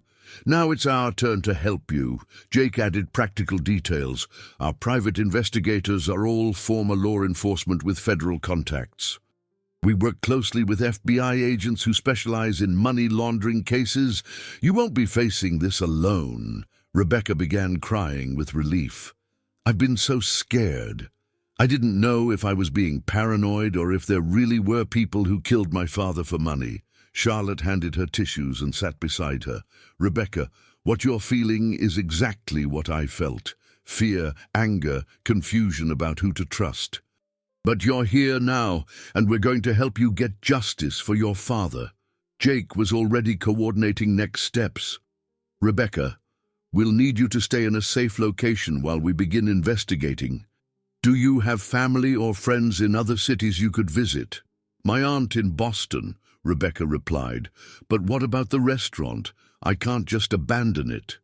Charlotte had practical experience with this dilemma. We'll arrange for professional management to keep the business running while ensuring it's not used for illegal activities anymore. Your father's legitimate business will be protected." Rebecca looked between Charlotte and Jake with growing trust. "Why are you helping me? What do you get out of this?" Jake answered with quiet honesty. "My sister died from an overdose of synthetic drugs distributed by people who used legitimate businesses for money laundering. Every family we help honors her memory and prevents other people from losing loved ones the same way." Charlotte added her motivation. "My father was murdered for trying to stop criminals from using his business to launder drug money. Helping you get justice continues his work and proves that ordinary people can stand up to organized crime and win." Rebecca straightened her shoulders with new determination. "What do I need to do?" Charlotte smiled, recognizing the moment when a frightened victim becomes a determined fighter for justice. "First, we get you somewhere safe. Then we gather evidence, coordinate with federal agents, and build a case that will put your father's killers in prison for decades." Jake was already calling their investigation team. "This is going to take several months, Rebecca. Are you prepared for that commitment?" Rebecca thought about her father's kindness, his pride in the restaurant he'd built from nothing, his dreams for her future that were cut short by criminals who valued money more than human life. "Yes," she said firmly, "my father deserves justice, and other families deserve protection from these people." Charlotte felt the familiar satisfaction of helping another family transform grief into purpose. "Then let's get started." Over the next 2 hours, they coordinated Rebecca's case with the same systematic approach that had brought down Charlotte's father's killers. Private investigators were assigned, FBI contacts were notified, safe housing was arranged, and a comprehensive plan was developed to identify and prosecute the people responsible for David Chen's murder. As Rebecca left their office with hope instead of fear, Charlotte turned to Jake with deep contentment. "That never gets old," she said. Watching someone realize they're not powerless against corruption, Jake wrapped his arms around her. "Every case reminds me why we do this work. Emma would have loved helping Rebecca find her strength." Charlotte leaned against his chest, feeling grateful for the journey that had brought them together. "Jake, do you ever think about what our lives would have been like if we'd never met?" Jake considered the question seriously. "I think I would have spent the rest of my life seeking revenge instead of justice. You taught me that love and healing are possible even after tragedy. And you taught me that I was stronger than I ever imagined," Charlotte replied. "Before I met you, I was terrified of everything. Now I spend my days helping other people find courage." Their afternoon was filled with foundation business, publishing company meetings, and planning for their upcoming wedding. Every activity reinforced their shared commitment to building something beautiful from the ashes of their losses. At 6 p.m., Jake suggested they leave the office for dinner at their favorite place. "Charlotte," he said with a mysterious smile, "I made reservations somewhere special tonight." Charlotte looked suspicious. "Jake Harrison, what are you planning?" "Nothing elaborate," he promised. "Just dinner at the place where we first sat together and planned how to bring down a criminal organization." Charlotte's face lit up with understanding. "The little cafe in Queens where we reviewed all the evidence? The same one?" Jake helped her with her coat. "I thought it was time we went back and celebrated how far we've come." The subway ride to Queens gave them time to decompress from the busy day and reflect on their transformed lives. Charlotte read foundation updates on her phone, while Jake reviewed security reports from their various investigations. "Jake," Charlotte said as their train approached their stop, "do you think we're making a real difference?" Jake looked around the subway car filled with working people heading home to their families. "Every family we help means dozens of other families who don't have to go through what we went through. Yes, we're making a real difference." The cafe looked exactly the same as it had 18 months earlier. Small, unpretentious, filled with the authentic warmth of a neighborhood place where regulars were treated like family. The same owner, Mrs. Patterson, greeted them with genuine pleasure. "Charlotte and Jake," she exclaimed. "I haven't seen you two in months. How are the wedding plans coming along?" Charlotte and Jake exchanged amused glances. Mrs. Patterson had been following their story in the newspapers and had become something of a matchmaker, always asking about their relationship whenever they visited. "Very well, Mrs. Patterson," Charlotte replied. "We're thinking about a small ceremony this fall." Mrs. Patterson beamed with approval. "Good for you. You two are perfect together. That table in the back corner is available, same one where you always used to sit." Jake requested their usual table, the same corner booth where they had planned the investigation that brought down Marcus Stone's criminal organization. As they settled into familiar seats, Charlotte felt overwhelmed by how much their lives had changed. "Jake," she said softly, "do you remember the first time we sat here? I was terrified. You were grimly determined, and we had no idea if we could actually succeed against people that powerful." Jake remembered every detail. "You ordered coffee but were too nervous to drink it. I was trying to figure out how to keep you safe while building a legal case against criminals who had government connections. And now, look at us," Charlotte marveled. "Engaged, running a successful foundation, helping families across the country find justice through legal channels." Jake reached across the table for her hand. Emma would have said it was meant to be. She always believed that good people find each other when they're needed most. Charlotte squeezed his fingers.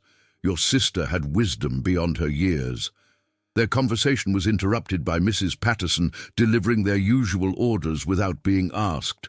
Coffee for Charlotte, tea for Jake, and the cafe's famous apple pie to share. "You two are creatures of habit," she said fondly. "Same order every time you come in."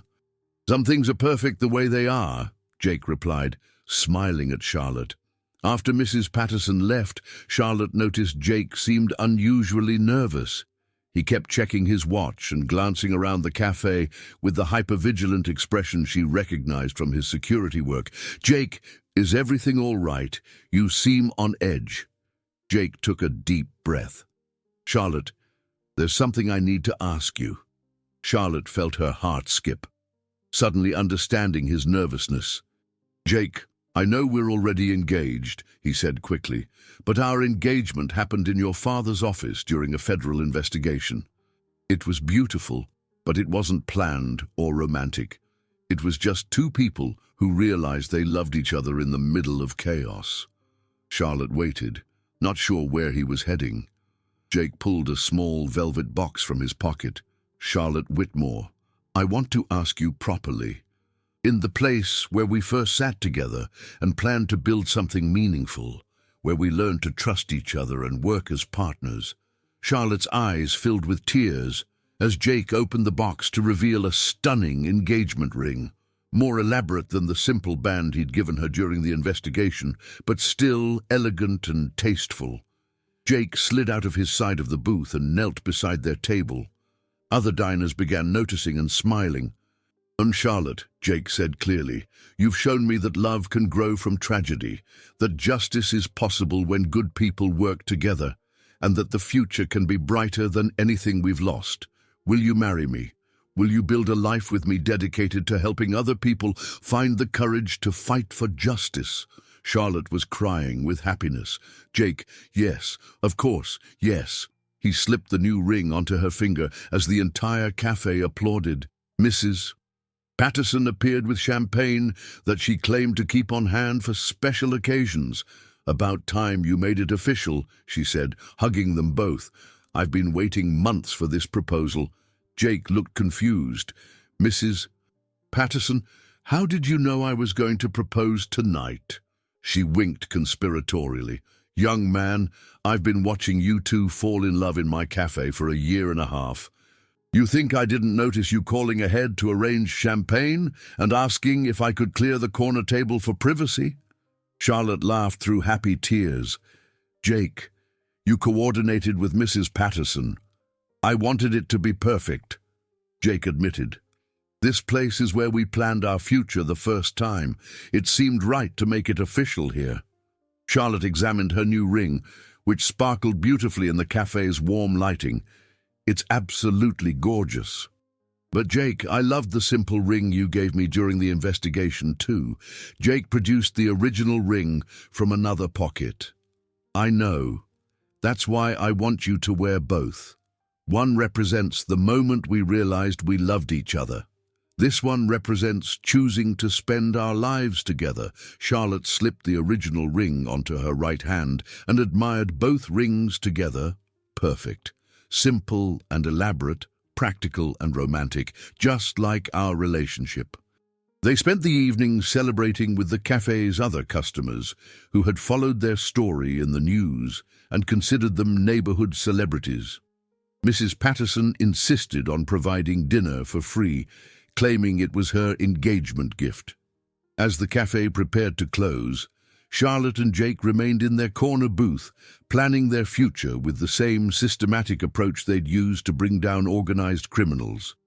"Charlotte," Jake said seriously, "I need to ask you something important about our wedding." Charlotte waited attentively. "Do you want a big society wedding with all the media attention that would come with it?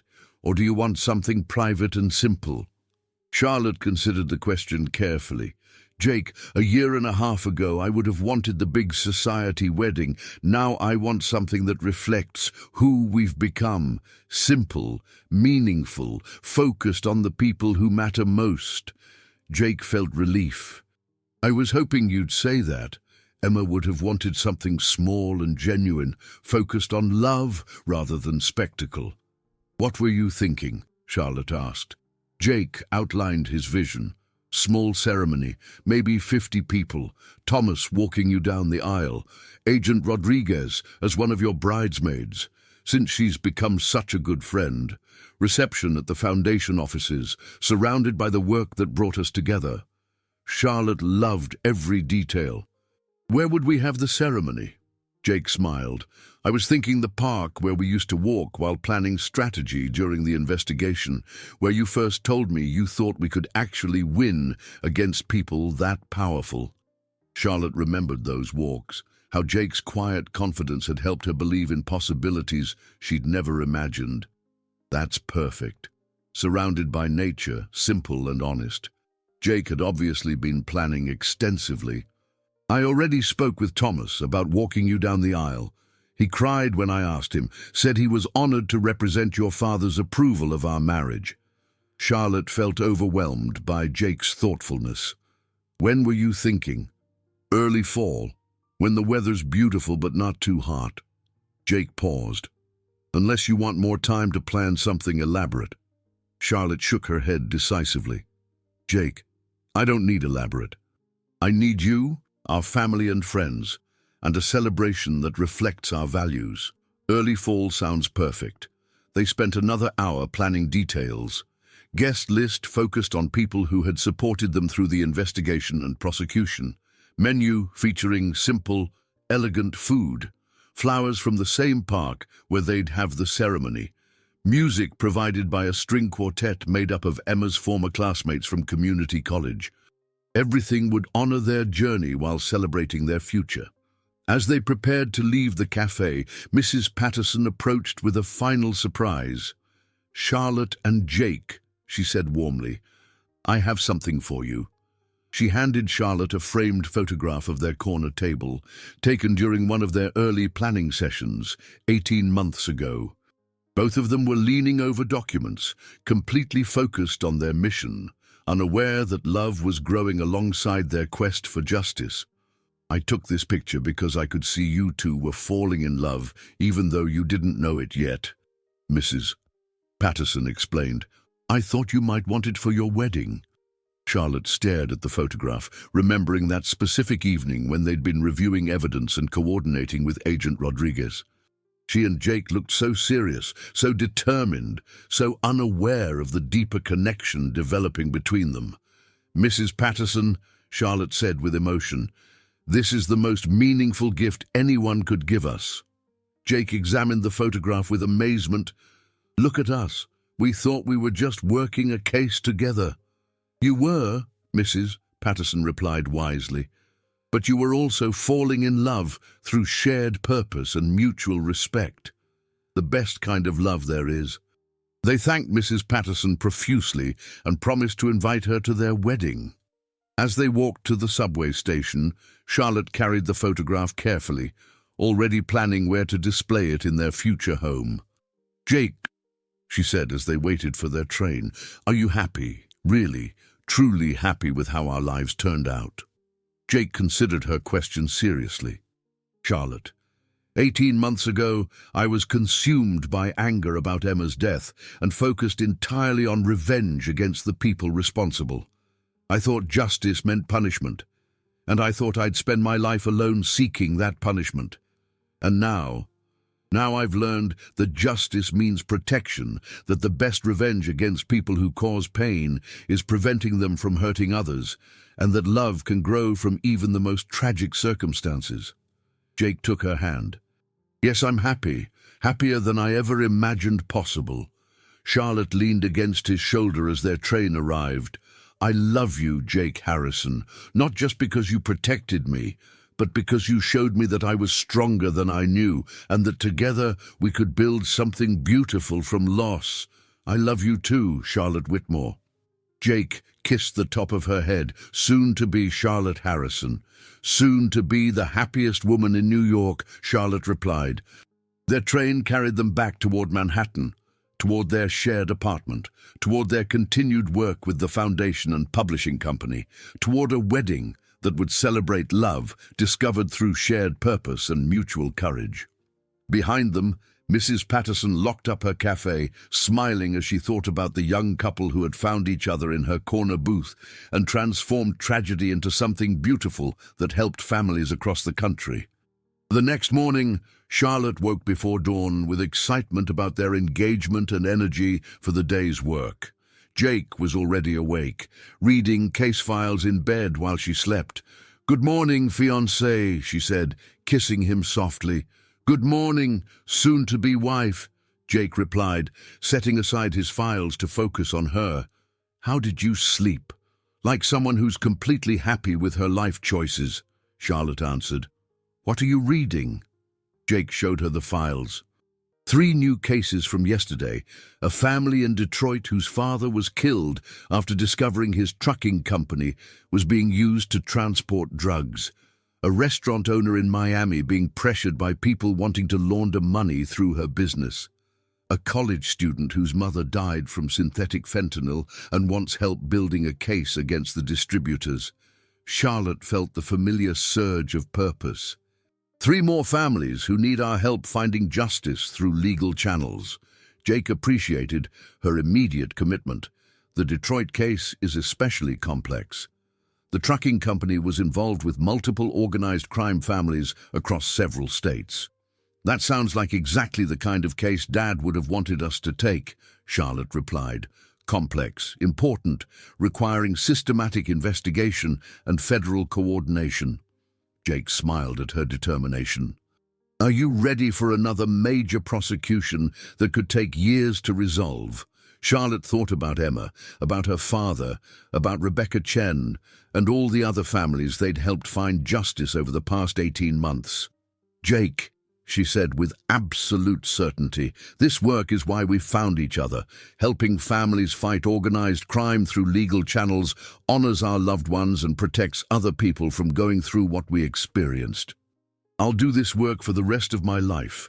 Jake felt his love for Charlotte deepening even further, even after we're married, even when we have children of our own. "Especially then," Charlotte replied. "I want our children to grow up knowing that their parents chose justice over revenge, protection over violence, and service to others over personal comfort." Jake kissed her with deep affection. "Emma would have loved you so much. She always said the best people are the ones who turn their pain into purpose. And your sister was right," Charlotte said. "Look what we've built together. A foundation that helps dozens of families every year. A publishing company that exposes corruption and supports victims. a relationship based on shared values and mutual respect. They spent their morning reviewing new cases, coordinating with private investigators, and planning strategy for the three families seeking their help. Every activity reinforced their partnership and their commitment to the work that had brought them together.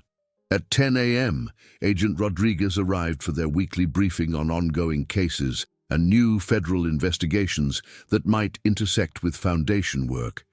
"Charlotte, Jake," she said warmly, "I heard about your engagement. Congratulations, you two are perfect together." "Thank you, Sarah," Charlotte replied. "Jake proposed at our cafe, the same place where we first planned strategy for bringing down Stone's organization." Agent Rodriguez smiled with genuine happiness. "That's wonderfully romantic. When's the wedding?" "Early fall," Jake answered. "Small ceremony, simple reception. We'd love for you to be there." "I wouldn't miss it," Agent Rodriguez said. "You two have become dear friends over the past year and a half." Charlotte appreciated their relationship with Agent Rodriguez, who had evolved from professional contact to trusted friend and advisor. "Sarah, how many organized crime prosecutions have resulted from foundation cases?" Agent Rodriguez consulted her notes. 47 successful prosecutions, 238 arrests, approximately $85 million in assets forfeited and returned to victims. The Emma and Richard Foundation has become the most effective victim advocacy organization in federal law enforcement history. Jake felt deep satisfaction. Emma would have been amazed by those numbers. She always believed that helping one person could create ripple effects that helped hundreds of others. "Your father would have been equally proud," Agent Rodriguez told Charlotte. "Richard Whitmore's evidence didn't just bring down one criminal organization. It provided the template for other investigations and gave victims across the country hope that justice was possible." Charlotte felt emotional thinking about her father's legacy. "Sometimes I wish he could see what grew from his courage." Agent Rodriguez became thoughtful. "Charlotte, I believe he can see it. The foundation bearing his name, the families finding justice through his example, the daughter who inherited his integrity and chose to serve others. That's exactly the legacy a man like Richard Whitmore would have wanted." Jake appreciated Agent Rodriguez's understanding of their emotional investment in this work. "Sarah, what advice do you have for couples who work together on high-stakes investigations? Charlotte and I want to maintain both our professional partnership and our personal relationship." Agent Rodriguez had clearly considered this question. "The key is maintaining clear boundaries between work and personal time. Set specific hours for foundation business and protect your private time together. Don't let every dinner conversation become a case review." Charlotte understood the importance of that balance. "We've already established some rules. No case files in the bedroom, weekly date nights with no work discussion, and vacation time that's actually vacation time." Smart approach, Agent Rodriguez approved. "Also, remember that you're both committed to the same mission. So any disagreements about strategy come from shared values, not conflicting goals." Jake nodded. "When we disagree about how to handle a case, it's because we both want the best outcome for the families we're helping." Agent Rodriguez gathered her briefing materials. One final piece of advice: don't lose sight of why you started this work. It's about honoring Emma and Richard by helping other families. When cases become difficult or frustrating, remember that every family you help honors their memory. After Agent Rodriguez left, Charlotte and Jake spent the rest of their morning working on the Foundation's expansion plans. They were opening regional offices in Chicago, Atlanta, and Los Angeles to better serve families across the country.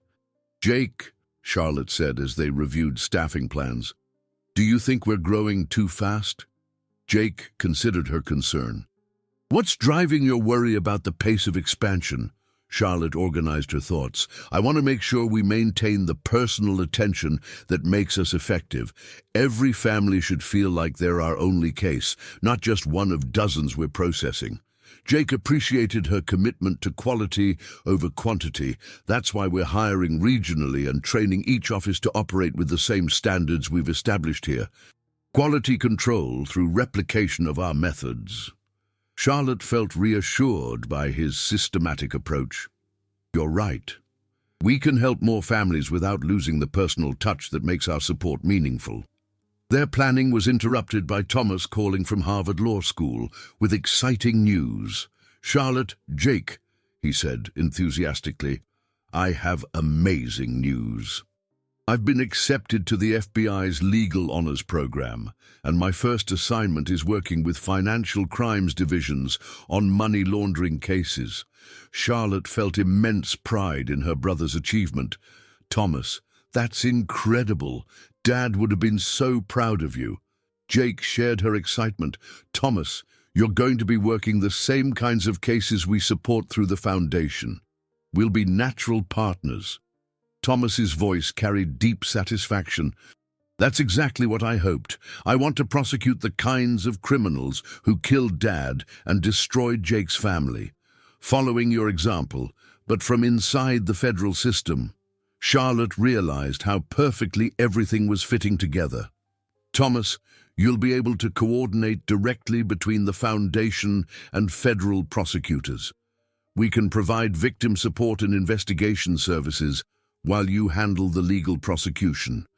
"It's like Dad planned it this way," Thomas said thoughtfully. "Charlotte running the foundation, Jake providing investigation and security expertise, me becoming a federal prosecutor specializing in organized crime. A complete team dedicated to helping families find justice." Jake felt moved by the family unity that had emerged from tragedy. "Thomas, your father would have been incredibly proud of both his children. You've both turned your grief into service to others." After Thomas hung up, Charlotte and Jake sat together in their office, amazed by how their work had expanded to include Charlotte's brother and create a comprehensive approach to fighting organized crime through legal channels. "Charlotte," Jake said thoughtfully, "we started this journey seeking justice for our individual losses. Now we're part of something much larger." Charlotte looked around their office, filled with case files representing families across the country who had found hope through their support. It's exactly what Dad and Emma would have wanted, their deaths becoming meaningful through helping others. Jake reached for Charlotte's hand, both engagement rings sparkling in the afternoon sunlight streaming through their windows. "Are you ready for a lifetime of this work?" Charlotte squeezed his fingers with absolute certainty. "Jake, this work brought us together, taught us to love each other, and gives meaning to everything we've lost. I can't imagine any other life." Jake kissed her softly. "Then let's plan a wedding that celebrates not just our love, but our commitment to continuing this mission together." They spent the rest of their afternoon planning both their wedding and the foundation's continued expansion. Two people who had found each other through tragedy and built something beautiful that honored their lost loved ones while protecting countless other families. Outside, New York City continued its busy rhythm, but inside the Emma and Richard Foundation offices, Charlotte Whitmore and Jake Harrison planned a future dedicated to justice, love, and service to others. 6 months later, on a perfect September afternoon, Charlotte Whitmore walked down a garden path toward the man she loved, her brother Thomas proudly escorting her toward their future.